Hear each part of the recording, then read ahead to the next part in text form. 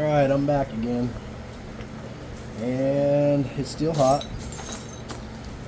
And I got some flakes here that I'm going to work on. I'm not beating on any more big stuff right now. I need to practice this talking to this camera without the camera being on.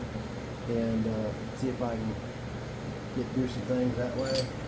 What I got is I got a bunch of flakes here that some of them are pretty good size, some of them are small, some of them are a little clunky. I like to take these and I like to make little bifaces out of them. I'll show some of these to you. There's all kinds of little bifaces and free forms. Hopefully you can see that in that camera there, but some obsidian. That one's almost done. Heck, that's a piece of hornstone and it's almost a point. Got a little pressure flaker and flaking a notch that. I might even finish that one. I'll set that one aside. There's a piece of Georgia Flint River. That's a nice little piece. Piece of mookite. There's some went brain dead. There's another one just needs a little bit of pressure flaking and some cleanup flakes on that side. And that'll be a point, some more Georgia jasper. That is some Georgetown. This was being called opalite. Yeah, anyway. Not impressed with that. Keokuk. I don't know why it's in my home state and I can't remember. There's a piece of Burlington. Just little bifaces, you know. There's mookite. It's got some problems, but it'll nap through that. I have confidence that I can make a point out of that. A little piece of root beer, I think, that's almost a point. You might make a point out of it.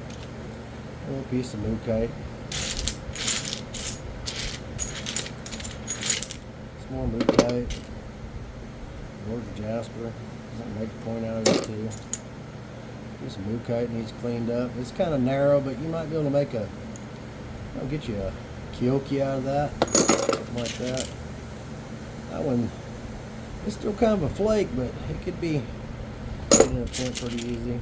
I mean, some of these are almost points. They just need pressure flaking. That's some jasper from I don't know where. It might be a little hard around the edge. I'm not sure.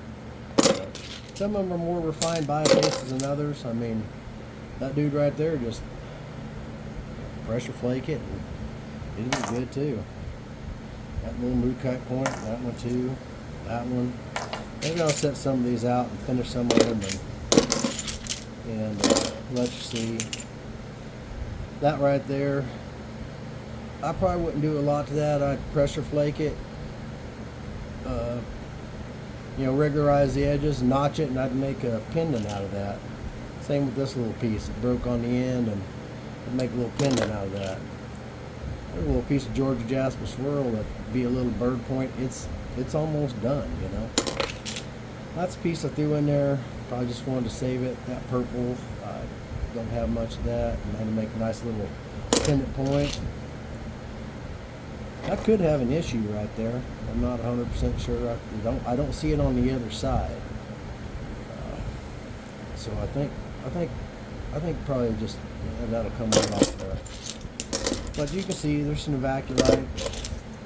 All this stuff is just almost done. It's all small stuff. I mean, most of this stuff. I mean, that's see how long some of this stuff is. If I know where my tape measure went. And then oh yeah, right here. All right. Well, let's say that one's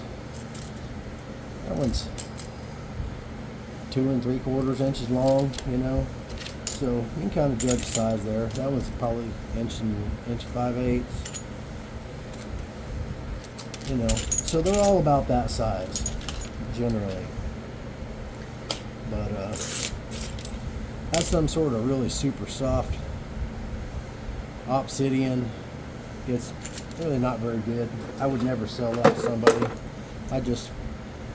You're not going to get it much thinner than it is right now. You regularize the edge, put some flakes across it, notch it, put it as a pendant.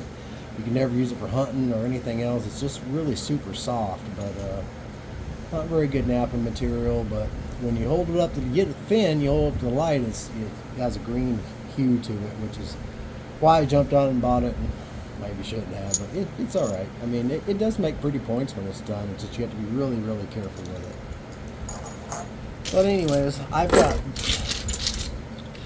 lots of these containers full of these little bifaces and some partials. Some of them are partial points in there. But anyways, I got lots of those. Just these little points make great pendants or little bitty arrowheads, either way. I got lots of those, and I'll be offering those on the website. Alright, well, you guys probably want to see some Flintknapping or poor attempt at it anyways. So, let's do that. I might, I don't know how tough that one's going to be. I don't know if that's heat treated or...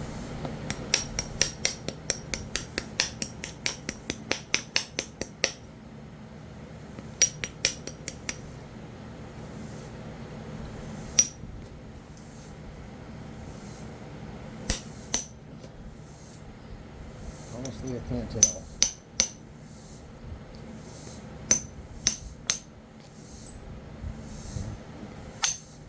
For some reason I feel like I'm going to snap in half. It's really thin.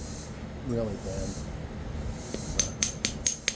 And I may very well, but I have buckets and buckets of these flakes that are 3-4 inches long, you know, that are just, I've made tons and tons of little points out of them. I mean, it's same theory as making these little points out of these flakes is bigger stuff, just on a smaller scale is all. This has got to come up.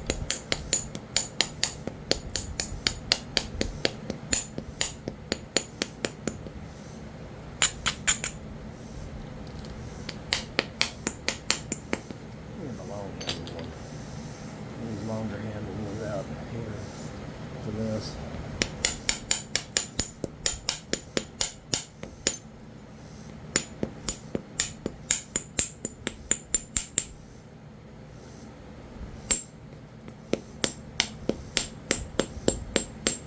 The longer handle gives you a little more billet speed, I believe. It seems to work better on these flakes, and honestly, what works the best is them hollow copper boppers that John Tuttle and EDBO or Headbow uses. Those things, for stuff like this, man, you just can't beat that.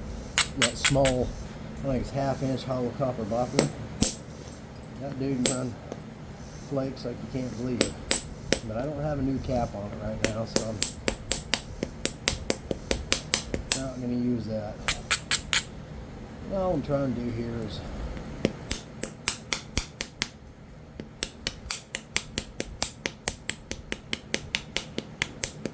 take this thin flake, make it into something I can make an arrowhead out of. Get a general shape, thicken up these edges.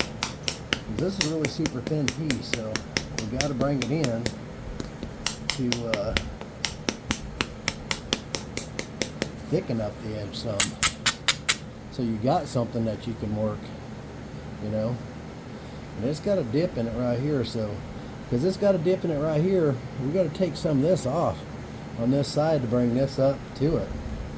And honestly, I'm still not sure this is even heat treated. And this is West Texas.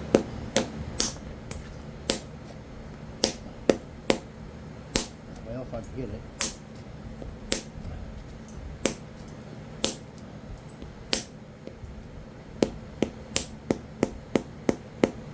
Come on. I've been out use these braces and it kind of throws me off. I'm still getting used to it. But I got no choice but to use them, so there it is. Yeah, I can't bend my wrist when I need to or used to, so it causes a whole lot of misses. But we are getting flattened out some now.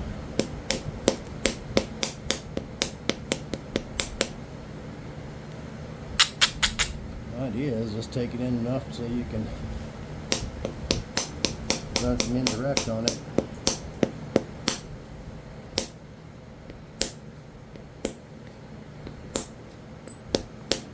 Being too cautious because I'm on camera and I don't want to break it, but if it breaks, it don't matter. Whatever information you were going to get out of me napping this one, you probably already got. Or you turned it off and went and watched someone who knows what they're doing. Either way,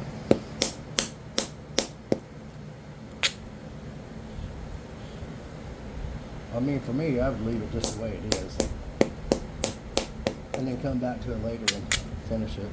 And actually,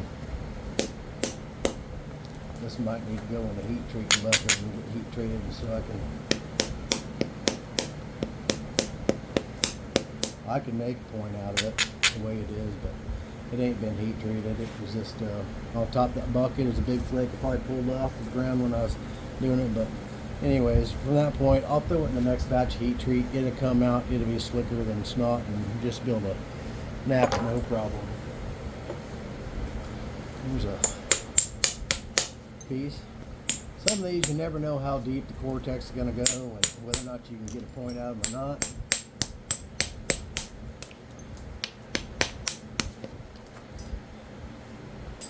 But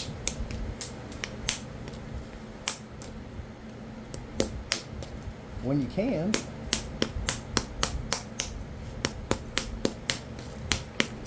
well, at least that's with this material.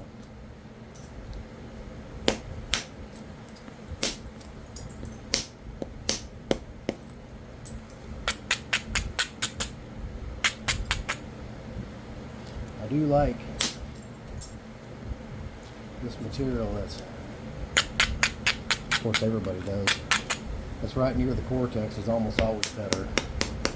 Unless you're talking about mookaite, and then that's not always the case. A lot of times there's a lot of rot right around the outside. Of course the mookaite, a lot of times there's a lot of rot on the inside. That's a very unpredictable rock. You can have a boulder that's 300 pounds, look solid as could be from the outside. You hit it and the whole inside looks like boiled mud. And it's soft, and you're going, I got a $200 pound piece of mookaite here, and it's garbage. But that happens.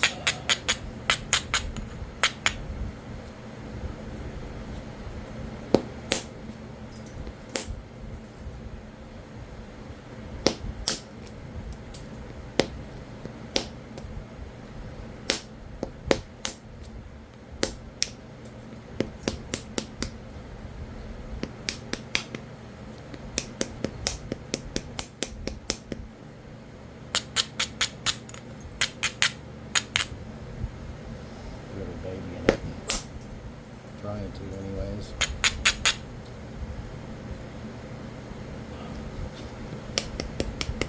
One wrong strike and this dude will be in two pieces.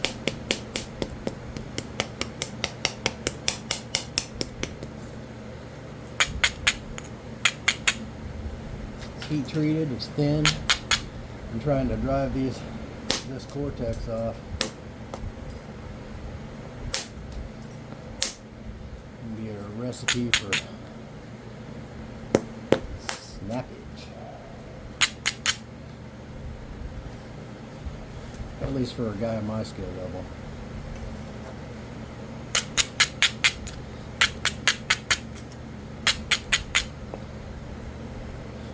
I've watched old John Tuttle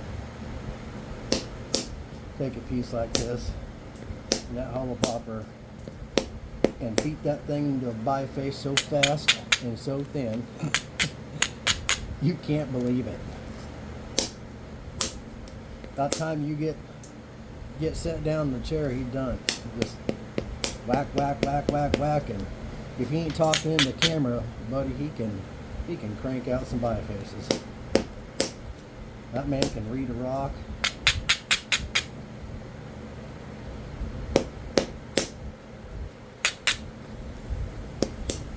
Sure glad I got to meet him and become friends with him, and him and his wife, Barbara.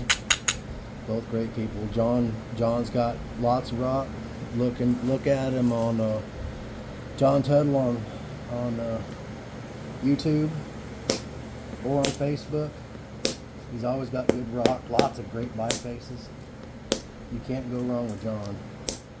He's just a good guy all the way around.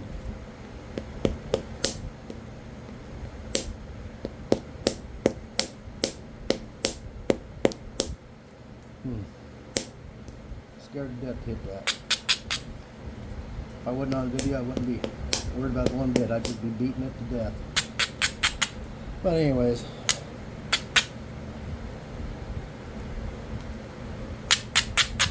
we're probably going to leave it at that, because the rest of what I would do or want to do, I would, if I end up finishing this,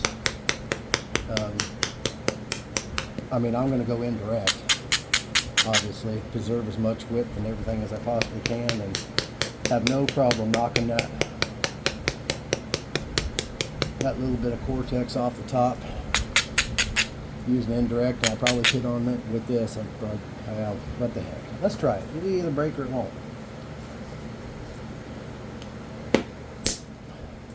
All right, we got most of it.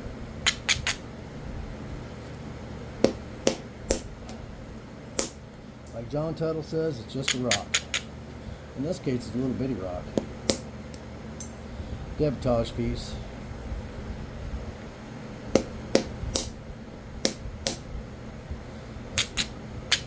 You know, that dude, you know, maybe the thickest part is a 1/4 inch or something like that. You could you